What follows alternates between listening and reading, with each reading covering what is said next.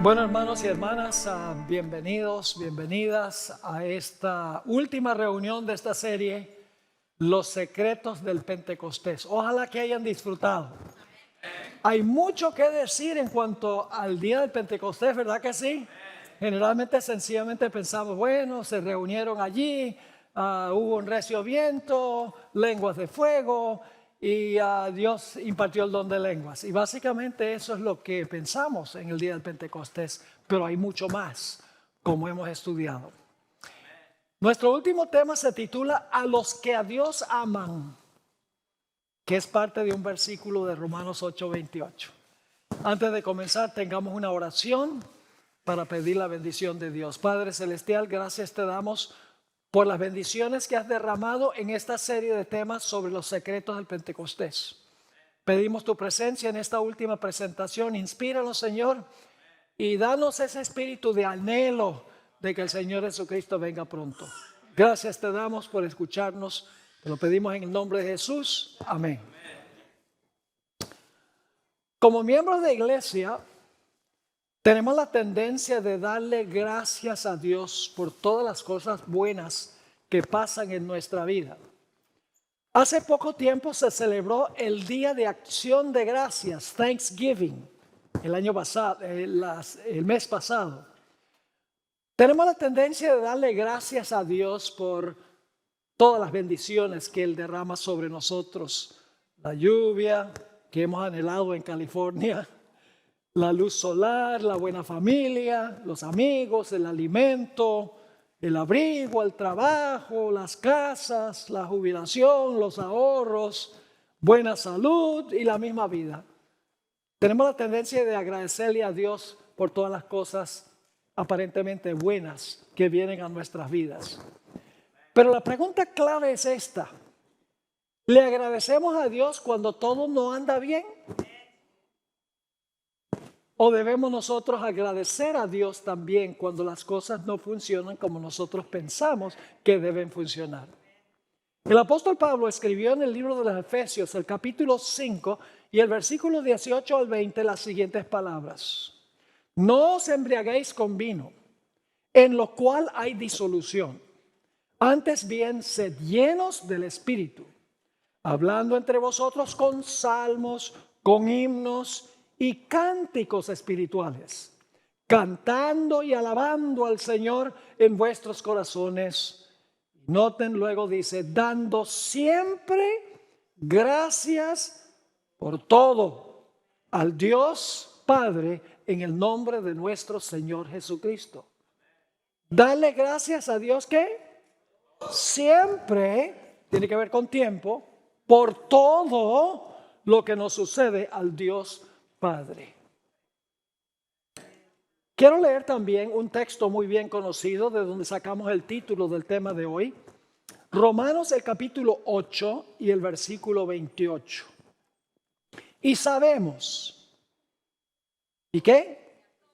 Sabemos que a los que aman a Dios, no todo el mundo, a los que aman a Dios, todas las cosas buenas, no, eso no es lo que dice. Todas las cosas les ayudan a bien. Es decir, a los que conforme a su propósito son llamados. A todos los que aman a Dios, todas las cosas convergen para ayudar para bien, con tal que estemos cuadrando con el propósito por el cual Dios nos llamó. Noten que el texto no dice que todas las personas, para todas las personas, todas las cosas les salen bien. Dice que los que aman a Dios y los que son llamados y que cumplen el propósito de Dios, todas las cosas les ayudan a bien. Dios llama a cada individuo para cumplir un propósito especial en su vida. Y para aquellos que cumplen el propósito que Dios tiene para ellos, todas las cosas convergen y coordinan en conjunto para el bien. Al transpirar los eventos de nuestra vida, los que aman a Dios y cumplen su propósito, sufren cosas que no pueden comprender. Sus vidas toman, según lo que parece, calles ciegas, desvíos y trastornos. Pero hay mucho de verdad en el refrán que dice: todo lo que termina bien está bien. All's well that ends well, decimos en inglés. Elena White escribió sobre cómo las dificultades y los trastornos de la vida obran para bien a aquellos que aman a Dios y cumplen su propósito. Ahora leo una cita del Espíritu de Profecía del libro Hechos de los Apóstoles, página 383, donde la sierva del Señor escribió lo siguiente: el Señor puede sacar victoria de lo que nos parece desconcierto y derrota. ¿Qué dice? El Señor puede sacar victoria de lo que nos parece desconcierto y derrota. Estamos en peligro de olvidar a Dios, de mirar las cosas que se ven en vez de contemplar con los ojos de la fe las cosas que no se ven. Cuando viene la desgracia o el infortunio, estamos listos para culpar a Dios de negligencia o crueldad. Si ve conveniente interrumpir nuestro servicio a Dios en alguna actividad, nos lamentamos sin detenernos a reflexionar que así Dios puede estar obrando para nuestro bien. Necesitamos aprender que la corrección es parte de su gran plan y que bajo la vara de la aflicción el cristiano puede hacer a veces más por su maestro que cuando está ocupado en el servicio activo. Una gran cita del Espíritu de Profecía sobre cómo debemos enfrentarnos y actuar cuando las cosas no nos salen como nosotros queremos que salgan, cuando vienen dificultades y problemas, a pesar de que estamos consagrados a Dios.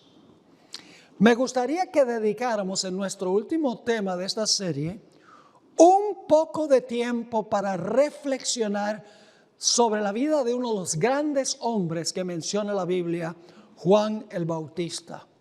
Su vida ilustra a vivo color la promesa de Romanos 8 y el versículo 28 y de la cita que acabo de leer hace unos momentos del Espíritu de Profecía.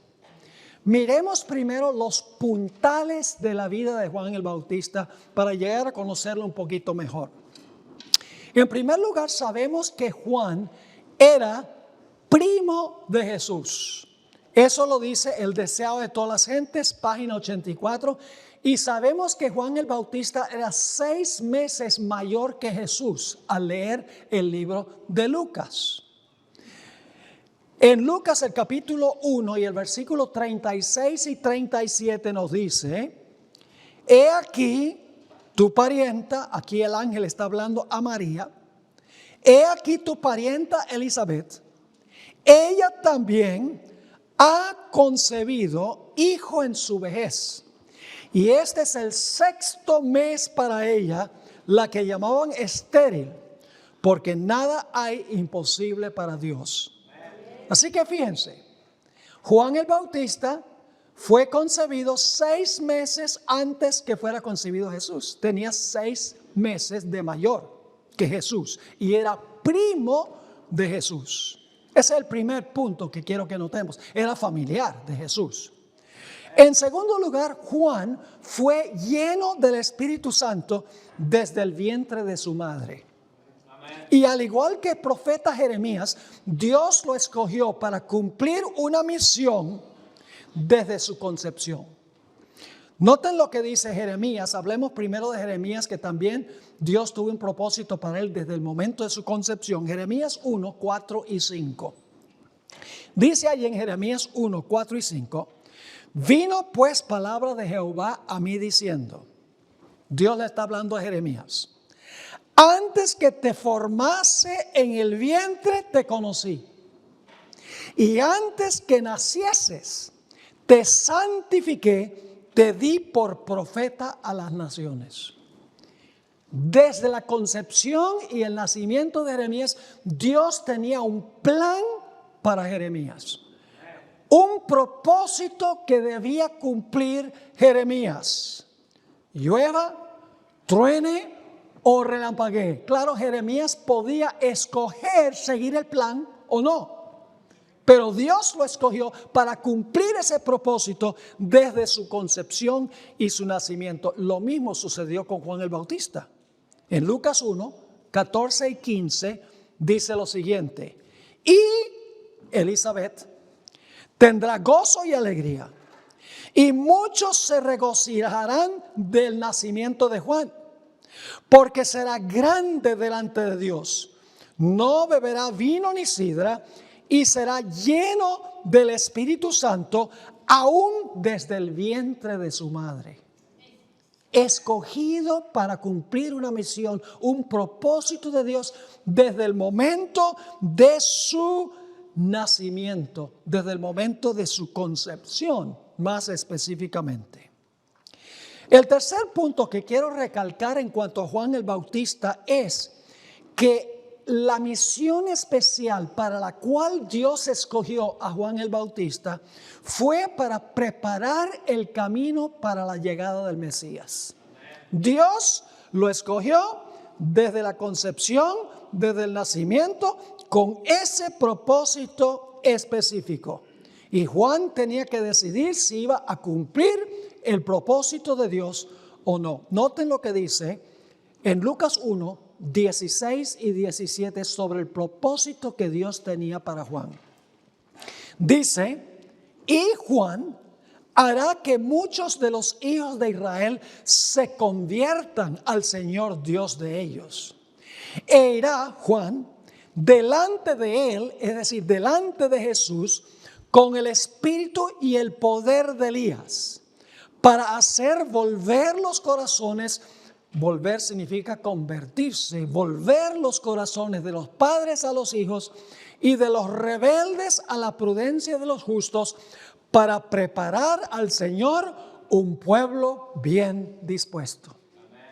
El propósito de Juan el Bautista era preparar el camino para la llegada de Jesús, traer al pueblo a la conversión, para que estuvieran listos para recibir con brazos abiertos al Señor Jesucristo, al Mesías, cuando el Mesías llegara. El Señor Jesucristo dijo que no hubo un profeta en la historia mayor que Juan el Bautista. En Mateo 11 y el versículo 11 encontramos las palabras de Jesús. De cierto os digo, entre los que nacen de mujer, no se ha levantado otro mayor que Juan el Bautista. Pero el más pequeño en el reino de los cielos, mayor es que él. Y eso parece ser un tanto paradójico, pero les quiero explicar qué quiso decir Jesús cuando dijo el más pequeño en el reino de los cielos es mayor que él. No se ha levantado alguien mayor que él, pero el menor en el reino de los cielos es mayor que él. ¿Cómo podemos entender eso? El Espíritu de Profecía nos explica que Juan el Bautista murió antes que pudiera presenciar los eventos finales de Jesús, su muerte en la cruz y su resurrección. Los que pudieron ocularmente testificar la crucifixión y la resurrección de Cristo eran mayores que Juan el Bautista, porque vieron el cumplimiento de lo que predicaba Juan el Bautista cuando dijo: he aquí el Cordero de Dios que quita el pecado del mundo. Pudo anunciarlo, pero no vio la muerte del Cordero y la resurrección del Cordero. Y sin embargo, no había nadie en el mundo mayor que Juan que podía cumplir esa función o ese propósito de Dios. El siguiente punto en cuanto a Juan el Bautista es que él fue el que introdujo a Jesús y bautizó al Señor Jesucristo. En Juan 1, Versículos 29 y 30 encontramos las siguientes palabras. El siguiente día vio Juan a Jesús que venía a él y dijo: posiblemente este sea el Cordero de Dios. No. ¿Qué dijo? He aquí el Cordero de Dios que quita el pecado del mundo. Este es, note que no dice puede ser el Cordero, dice he aquí el Cordero de Dios, y luego dice este es aquel de quien dije: después de mí viene un varón, el cual es antes de mí, porque era primero que yo. ¿Tenía alguna duda Juan el Bautista de que Jesús era el Mesías prometido? No, porque él dice he aquí el Cordero, y luego dice este es el varón del cual yo les hablé. El siguiente punto en cuanto a la vida de Juan el Bautista es que los líderes religiosos de la época odiaban a Juan y le hacían la vida difícil. Los fariseos y los saduceos no estaban contentos porque Juan el Bautista les dijo generación de víboras. Ahora imagínense eso. De hecho, la misión de Juan de traer un reavivamiento a Israel para que estuvieran preparados para recibir el Mesías parecía haber fracasado. Porque cuando vino Jesús, a los suyos vino y los suyos no le recibieron. Parecía que el ministerio y el propósito por el cual Dios llamó a Juan había fracasado. En Mateo 17, 12 y 13, Jesús habló sobre la forma como trataron a Juan el Bautista. Dice allí: mas os digo que Elías ya vino y no le conocieron. El Elías aquí es Juan el Bautista. No le conocieron, sino que hicieron con él todo lo que quisieron. Y luego Jesús dice: lo mismo van a hacer conmigo. Así también el Hijo del Hombre padecerá de ellos. Entonces los discípulos comprendieron que les había hablado ¿de quién? De Juan el Bautista. El propósito de su elección parece haber fracasado, porque la gente no aceptaba ni se preparó para recibir al Mesías. Después de haber ministrado Juan el Bautista menos de un año, fue arrestado por Herodes, quien lo echó solo en un calabozo oscuro, frío y sucio, a donde estuvo preso por cerca de un año. Esto fue durante el primer año del ministerio de Jesús. Es interesante que Jesús nunca visitó a Juan el Bautista en la cárcel. Parecía no importarle lo que le estaba ocurriendo a Juan el Bautista. Y por eso en el calabozo, Juan el Bautista empezó a preguntarse si Jesús era el Mesías prometido o no, porque estaba chasqueado. Israel seguía igual, no habían aceptado al Mesías. Y Juan el Bautista dice: ¿será que me equivoqué? Estaba preparando el camino, pero el Mesías no ha venido todavía. Consideraba que su misión hasta ese momento había sido un fracaso. Comenzó a dudar. Y por eso el relato bíblico nos dice que Juan el Bautista mandó a 2 de sus seguidores para hablar con Jesús.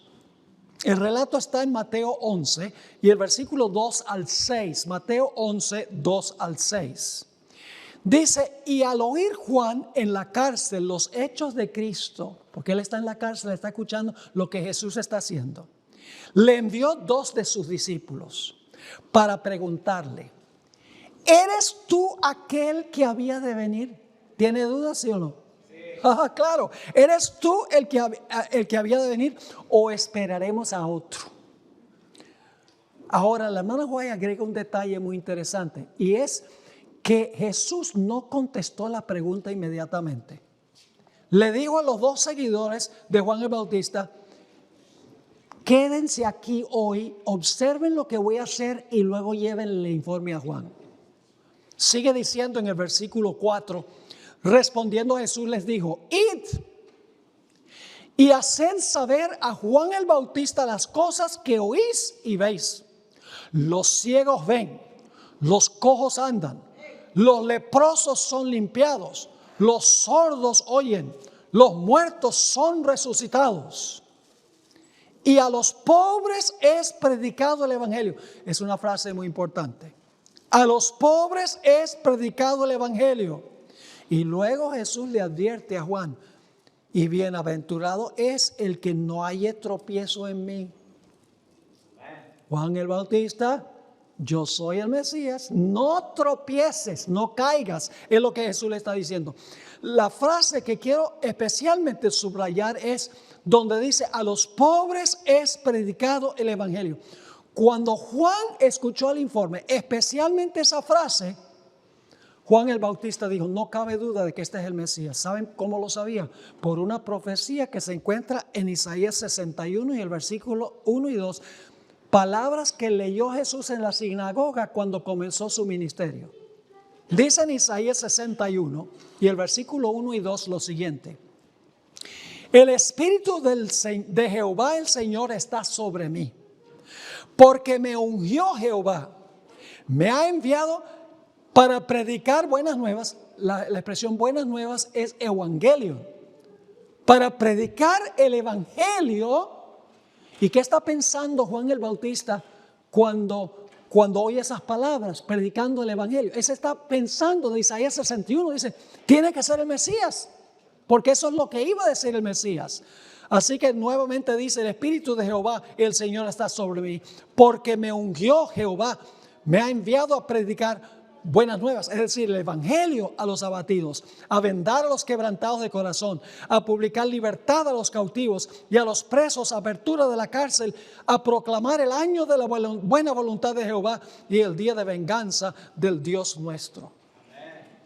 No cabe duda, dice Juan el Bautista, que el que está haciendo estas cosas es el Mesías. Lo interesante es que Juan el Bautista ahora reconocía que Jesús era el Mesías, pero poco después de esto fue decapitado por Herodes a los 31 años. ¿Qué justicia había en eso, hermanos y hermanas? En Marcos 6 y el versículo 27 al 29 habla de la muerte de Juan el Bautista. Y enseguida el rey, enviando a uno de la guardia, mandó que fuese traída la cabeza de Juan. El guarda fue, le decapitó en la cárcel y trajo su cabeza en un plato y la dio a la muchacha, a Salomé, y la muchacha la dio a su madre, Herodías. Se había cometido una gran injusticia que Dios tenía que rectificar. Todos sabemos que Juan murió en la esperanza de la resurrección. Sin embargo, aquí viene un detalle interesante. No pude encontrar en ninguna parte de los escritos de Elena White donde ella dice que Dios va a llamar a Juan el Bautista del sepulcro en la segunda venida. Para muchos personajes en la Biblia que murieron en la fe, la hermana White dice: este está esperando la resurrección cuando Cristo venga. Pero en el caso de Juan el Bautista no dice: descansa en el sepulcro esperando la resurrección de los muertos. Ahora fíjense esto: el galardón terrenal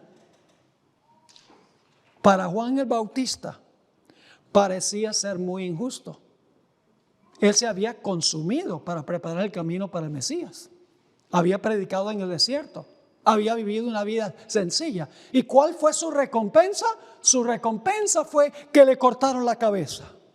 Había dedicado toda su vida a cumplir el propósito de Dios para él. Y sin embargo, a los 31 años le decapitaron. ¿Cómo podemos decir que a los que Dios aman, que Juan el Bautista amaba a Dios, que a los que Dios aman, todas las cosas convergen para bien? ¿Cómo se puede decir que para Juan el Bautista todas las cosas resultaron bien? Bueno, tenemos que mirar el panorama más amplio, no solamente su vida terrenal, sino lo que va a pasar después. Ahora quiero que vayan conmigo por unos momentos a Mateo 27, 51 al 53. Ya hablamos de este grupo en el primer tema. La Biblia nos dice que cuando Cristo resucitó de los muertos, un grupo resucitó con Él. Vamos a leerlo, Mateo 27, 51 al 53. Y he aquí el velo del templo se rasgó en dos, de arriba abajo. Y la tierra tembló, y las rocas se partieron. Y se abrieron los sepulcros, y muchos cuerpos de santos que habían dormido se levantaron. Y saliendo de los sepulcros después de la resurrección de él, de Jesús, vinieron a la santa ciudad y aparecieron a muchos. Este grupo resucitó y por 40 días andaron en la tierra con Jesús, dando testimonio de que Jesús había resucitado de los muertos. Ahora surge la pregunta, ¿quiénes fueron estos los que resucitaron? Su resurrección está envuelta en misterio, porque parece que la Biblia no define quiénes eran ellos. Sí, en Mateo 27 dice que resucitaron algunos con Jesús. El apóstol Pablo en Efesios 4:8 dijo que Cristo, cuando fue al cielo en el día del Pentecostés, llevó cautiva la cautividad, es decir, sacó del sepulcro a varios las primicias para presentarlas ante el Padre. Pero hay muchas preguntas en cuanto a este grupo que no conseguimos respuestas. ¿Cuántos fueron los que resucitaron? ¿Quiénes eran? ¿Cuándo vivieron? ¿Con qué fin resucitaron?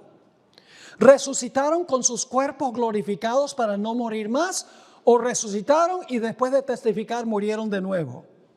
¿Dónde están ahora? Son preguntas que no se contestan directamente.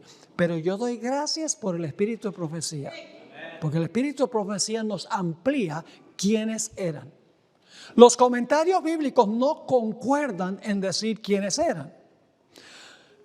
Le ofrecen a uno solamente conjeturas, hipótesis sobre quiénes eran, cuándo vivieron, si murieron de nuevo y por qué resucitaron. El espíritu de profecía no titubea. Ella sabía quiénes eran. En el deseo de todas las gentes, página 703, ella escribió. Y aquí en esta cita voy a mostrarles 4 puntos claves sobre este grupo. Dice ella, al resucitar Cristo, sacó de la tumba una multitud.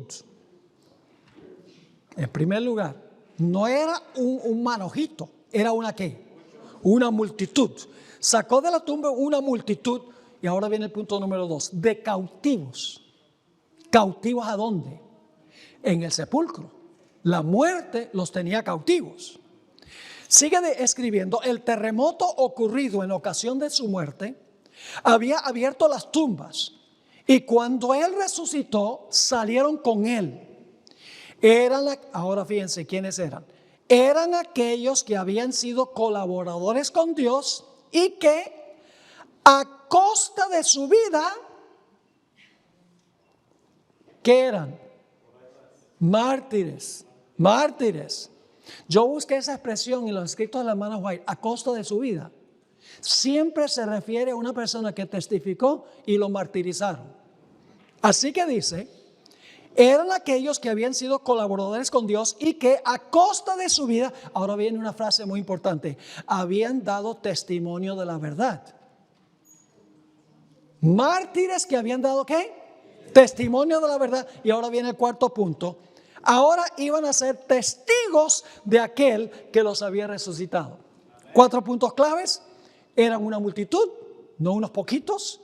Segundo lugar, habían sido cautivos del sepulcro. En tercer lugar, eran mártires que a costa de su vida habían dado testimonio de la verdad. Y en cuarto lugar, el propósito de su resurrección fue testificar en cuanto a la resurrección de Cristo. Esa expresión, habían dado testimonio de la verdad, es muy interesante, porque es la precisa expresión que se usa para describir lo que hizo Juan el Bautista. Noten Juan 5, 31 al 33.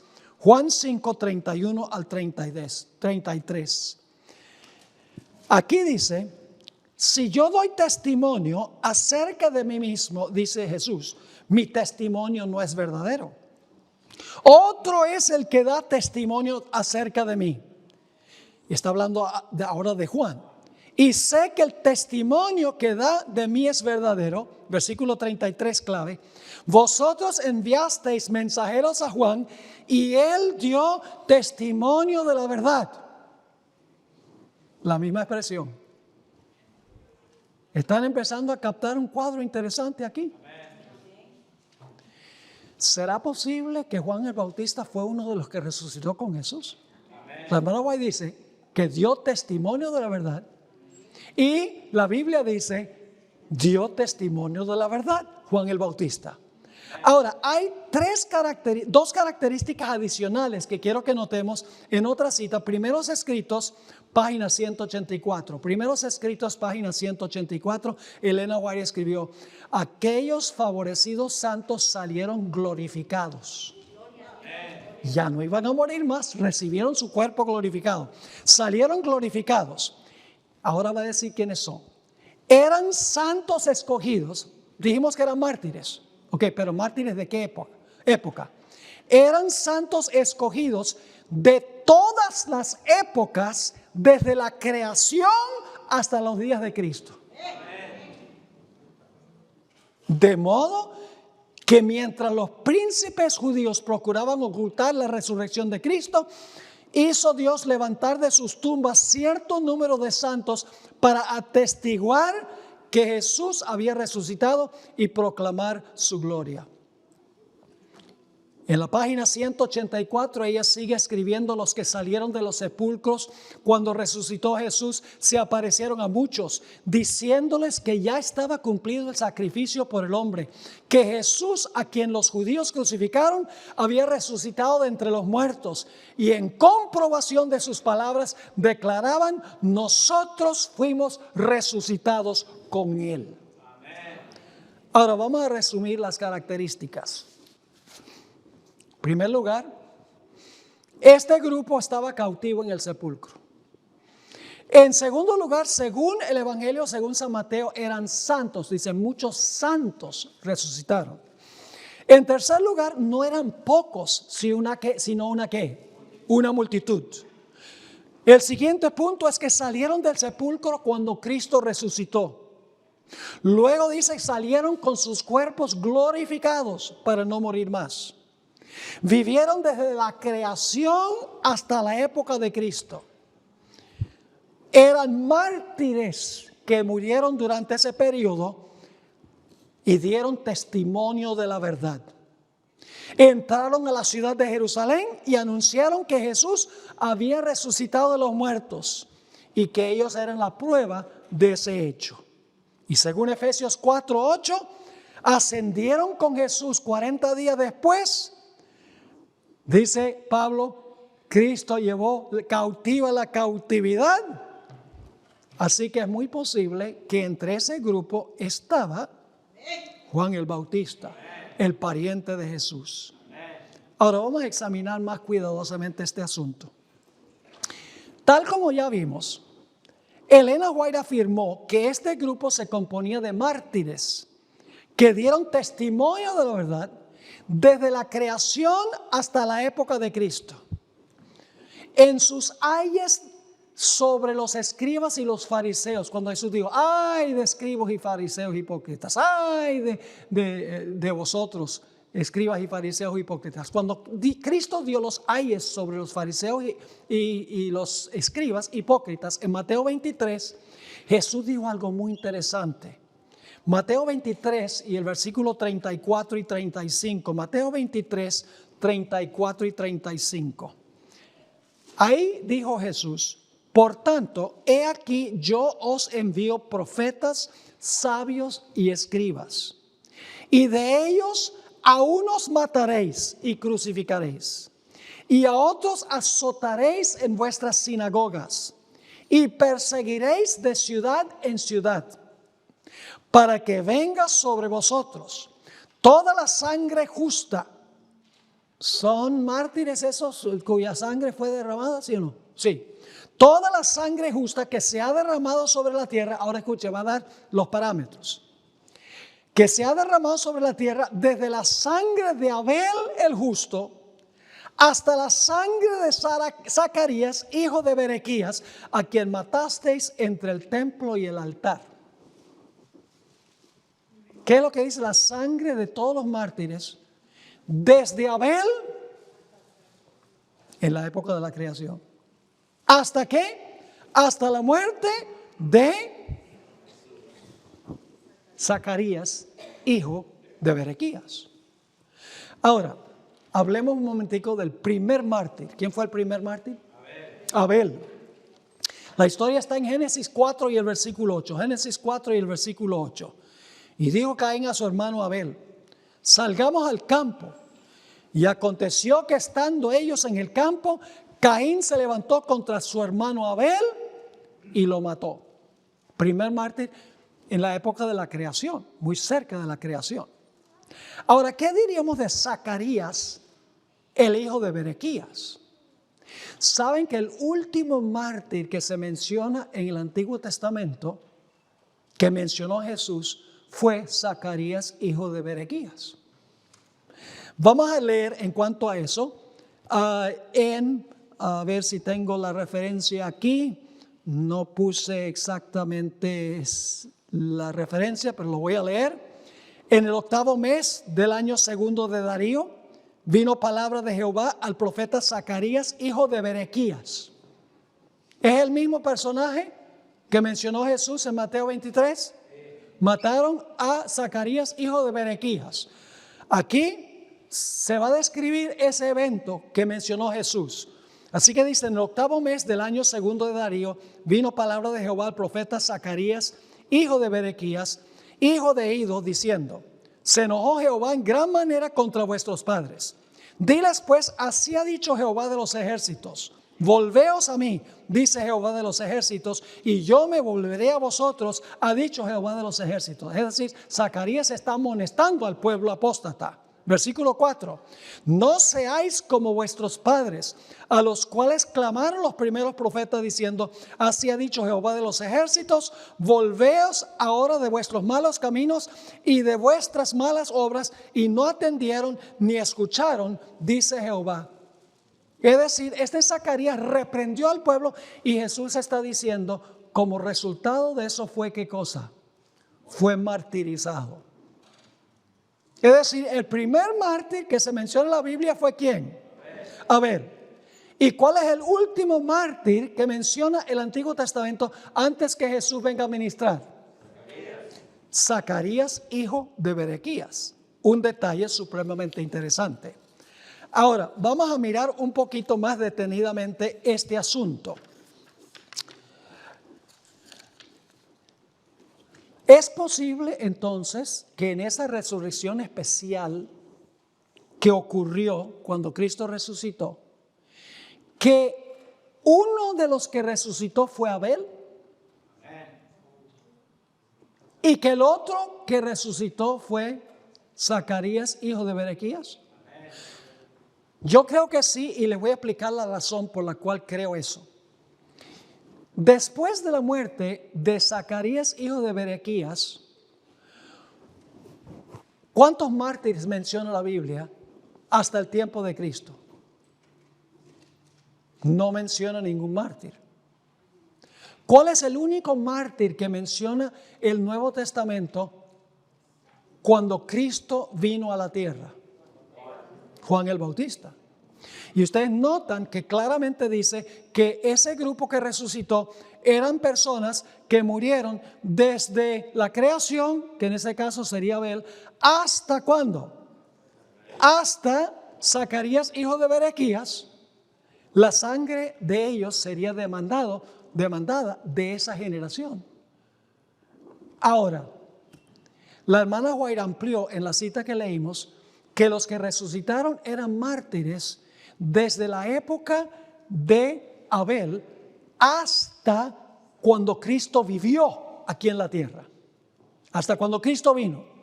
¿Cuál es el único mártir que registra la Biblia que murió durante el ministerio de Jesús? Juan el Bautista. ¿Es así o no es así? Entonces, hay una posibilidad, no estoy diciendo que es algo absoluto, pero de acuerdo a la evidencia, los que resucitaron con Jesús, sabemos que eran mártires, entre el primer mártir hasta la época de Jesús. La hermana White dice, hasta la época de Jesús, cuando Él estuvo en la tierra, el único que menciona la Biblia es Juan el Bautista.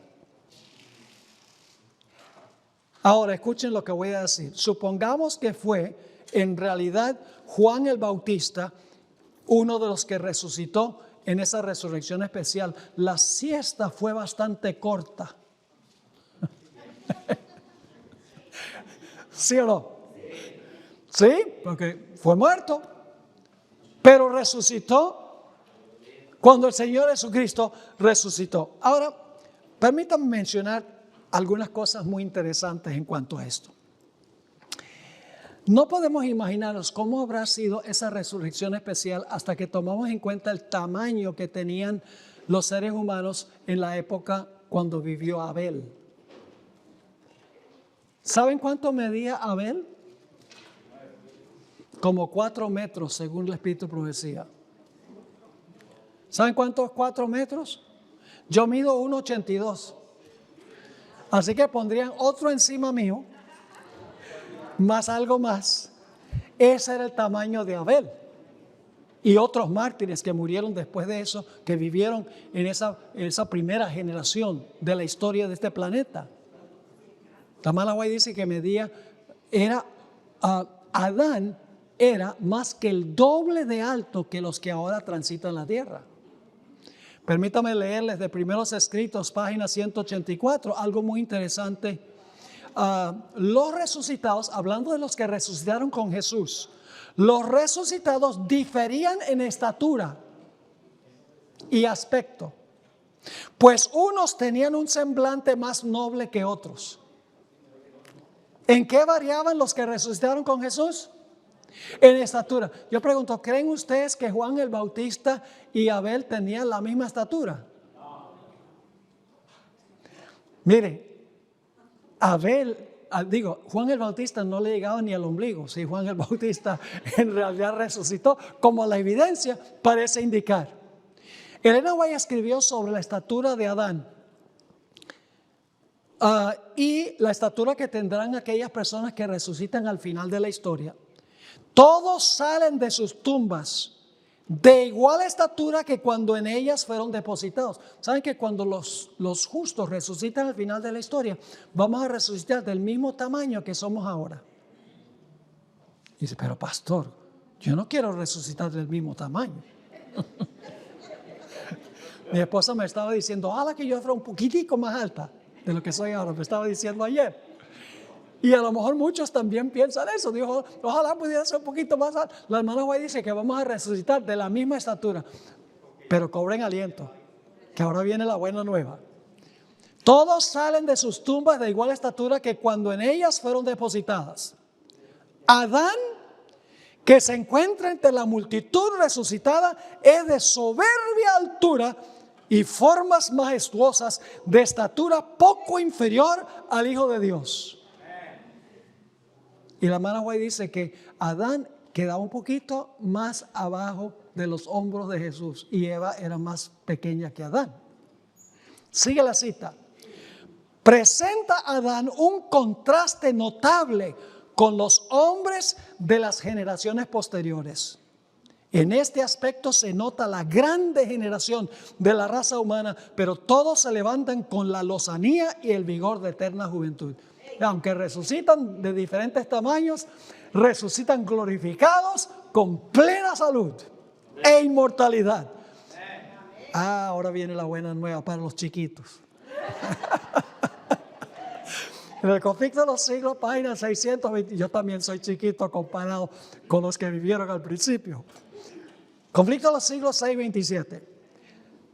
Restaurados en su derecho al árbol de la vida, en el desde tanto tiempo perdido Edén, los redimidos crecerán hasta alcanzar la estatura perfecta de la raza humana en su gloria primitiva.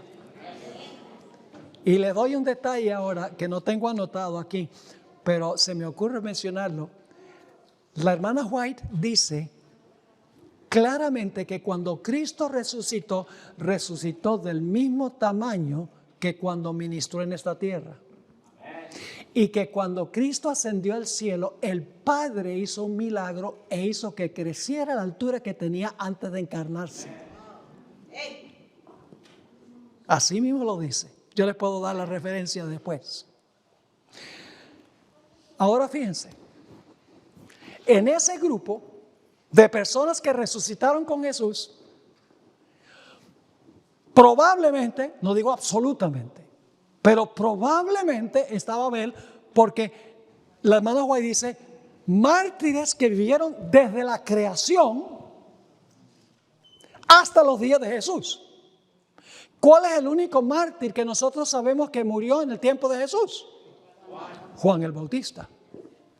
Probablemente estaba allí Abel y Juan. Y fueron a la ciudad y testificaron.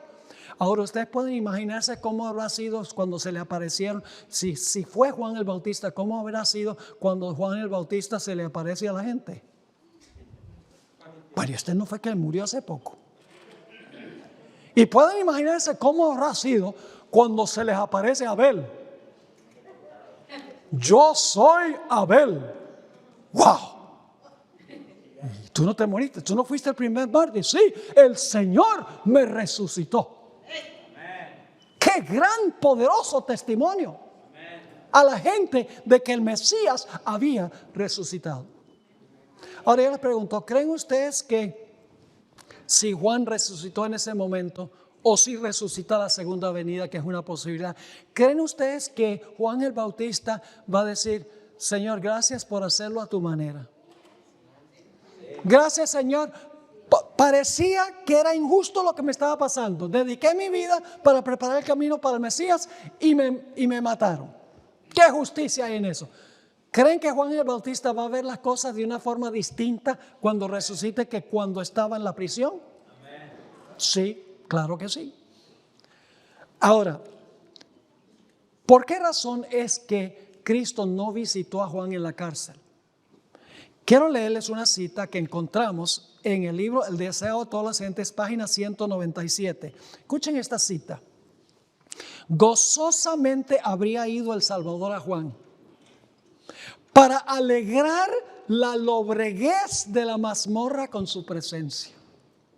Pero no debía colocarse en las manos de sus enemigos, ni hacer peligrar su propia misión. Ir al palacio de Herodes era peligroso. Gustosamente habría Jesús librado a su siervo fiel. Pero por causa, escuchen esto, por causa de los millares que en años ulteriores debían pasar de la cárcel a la muerte, Juan había de beber la copa del martirio.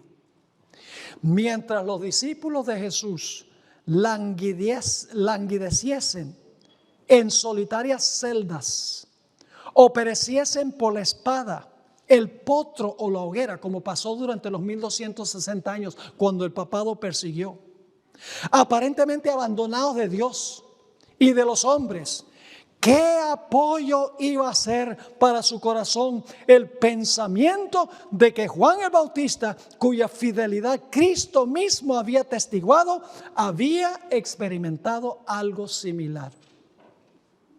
La muerte de Juan el Bautista sirvió como inspiración a todos esos mártires que perecieron durante las persecuciones del Imperio Romano y las persecuciones del papado. El testimonio de Juan llegó a ser algo que esos mártires recordaron, que los animó para que estuvieran fieles aunque fueran martirizados. Ahora, ¿qué tal de nosotros? ¿Pasan muchas cosas en nuestra vida que parecen ser injusticias? ¿Hay cosas que aparentemente nos suceden que son malas? Sí, claro que sí. ¿Y qué hacemos? Refunfuñamos, nos quejamos, ¿Por qué, Señor, me está pasando esto si yo me consagré a ti? Y fíjate, me consagré a ti, no me vienen sino males. ¿Pasa así a veces? Sí, cuando todo anda bien, alabado sea el Señor. Pero cuando vienen problemas, como no podemos ver el fin desde el principio, nos quejamos. ¿Creen ustedes que Juan el Bautista va a ver las cosas diferentes cuando resucite o si resucitó que cuando estaba pasando por su experiencia? Cuando vea a todos los que son salvos por el testimonio que él dio de ser fiel hasta la muerte, ¿creen ustedes que él va a decir, Señor, gracias por haberlo hecho a tu manera? A los que Dios aman, todas las cosas les ayudan a bien. Todas las cosas. No solamente las cosas buenas, sino lo que aparentemente es malo. Ahora, escuchen esta cita del Deseo de todas las gentes 197 sobre Juan el Bautista. Hay una parte de esta cita que es famosa, pero a veces la gente no se da cuenta del contexto de esa cita famosa. Esto es lo que escribió Elena White. Dios no conduce nunca a sus hijos de otra manera que la que ellos mismos elegirían si pudiesen ver el fin desde el principio y discernir la gloria del propósito que están cumpliendo como colaboradores suyos. Si nosotros pudiéramos ver el fin desde el principio, pudiéramos ver nuestra vida y los problemas que surgen, le diríamos a Dios, gracias Dios por hacerlo a tu manera. Si pudiéramos ver el fin desde el principio. Pero cuando finalmente estemos en el reino y miremos hacia atrás, vamos a decir, ay Señor, gracias por hacerlo a tu manera. Cuando estaba pasando por eso, no lo entendía, pero ahora mirando hacia atrás lo entiendo. Por ejemplo, yo no les puedo explicar, la gente dice, pero pastor, ¿cómo muere un bebé de cáncer? Yo no les puedo explicar. Pero detrás de todo, Dios tiene un plan. Dios no nos dice, explica todo. Dios dice, está dispuesto de aceptar mi manera y algún día te lo voy a explicar. Y cuando te lo explique, tú vas a decir, gracias Señor por hacerlo a tu manera. Quiere que tengamos fe de que cualquier cosa que nos llega, con tal que estemos cumpliendo su propósito, con tal que amemos a Dios, Dios tiene un plan. Me hace pensar de la historia de Esther. La única esperanza para que el pueblo de Israel no fuera destruido, genocidio. Mardoqueo le manda un mensaje y le dice a Esther, mira Esther, tú tienes que ir ante el rey y tienes que interceder por el pueblo. Tienes que abrir los ojos del rey para que él sepa lo que está pasando. Y luego Mardoqueo le dice, ¿quién sabe si Dios te ha llamado para este momento? Porque era un peligro que Esther compareciera ante el rey sin ser llamada. Podía sufrir martirio a manos del rey. Y Esther dice, voy. Si perezco, que perezca. Dios tiene un plan. ¿Y saben qué más le dijo Mardoqueo? Le dijo, si tú no vas ante el rey, liberación vendrá de otra parte, pero tú y tu casa perecerán. Escuchen bien, todos nosotros somos importantes para Dios, pero no somos indispensables. Voy a repetir eso. Todos nosotros somos importantes para Dios, pero no indispensables. Si nosotros no amamos a Dios y no cumplimos el propósito que Dios tiene para nosotros, Dios de todas maneras cumplirá su plan, pero será otra persona que gane la bendición. Ahora quiero terminar la cita. Ni Enoc, que fue trasladado al cielo, ni Elías, que pereció solo en la mazmorra, fueron mayores o más honrados que Juan el Bautista, que pereció solo en la mazmorra. A vosotros es concedido por Cristo no solo que creáis en Él, sino también que padezcáis por él. ¿Captaron eso? Nuevamente lo leo. A vosotros es concedido por Cristo no solo que creáis en él, sino también que padezcáis por él. Y luego ella escribe, y de todos los dones que el cielo puede conceder a los hombres, la comunión con Cristo en sus sufrimientos es el más grave cometido y el más alto honor. ¿Cuántos han sido inspirados por la muerte de Abel? Ustedes han oído hablar del martirio de Juan Hus. Ayer mencioné en el sermón sobre él. Muchos mártires después de Juan Hus han tomado la experiencia de él, donde murió quemado en la hoguera cantando. Muchos fueron igualmente fieles como resultado del testimonio de él, que estuvo dispuesto de morir cantando. Y cuando había predicado a Jesús, todo le salió aparentemente mal. Pero como yo contaba en la historia ayer con esta hermana en mi iglesia, yo no vuelvo a la iglesia porque cómo Dios puede permitir que Juan Hus haya sido quemado si él dedicó su tiempo a Dios, predicaba el evangelio. ¿Cómo es posible? Yo no puedo servir a un Dios así. Y yo le dije, bueno, ¿y por qué se queja usted si Juan Hus no se quejó? ¿Cómo creen ustedes que Juan Hus va a ver las cosas cuando esté en el reino y mire hacia atrás? Va a decir, Dios, gracias por haberlo hecho a tu manera. Gracias por permitir que sucediera eso. Porque muchos se salvaron como resultado de mi testimonio. El gran padre eclesiástico Tertuliano una vez dijo, mientras más nos matan, más somos. La sangre de los cristianos es semilla. En el Imperio Romano, al principio de la historia de la iglesia cristiana, martirizaron a miles, pero mientras más mataron, más creció la iglesia. Tal vez no caería mal un poco de persecución hoy en día. Más creció la iglesia.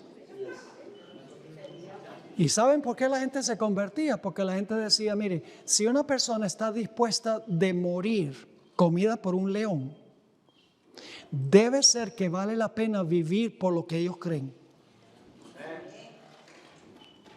Mis hermanos y hermanas, no nos quejemos. Aceptemos la voluntad de Dios para nosotros. Cumplamos su propósito. Amémoslo de todo corazón. Y cuando Dios nos explique lo que ocurrió, vamos a decir, alabado seas por haberlo hecho a tu manera.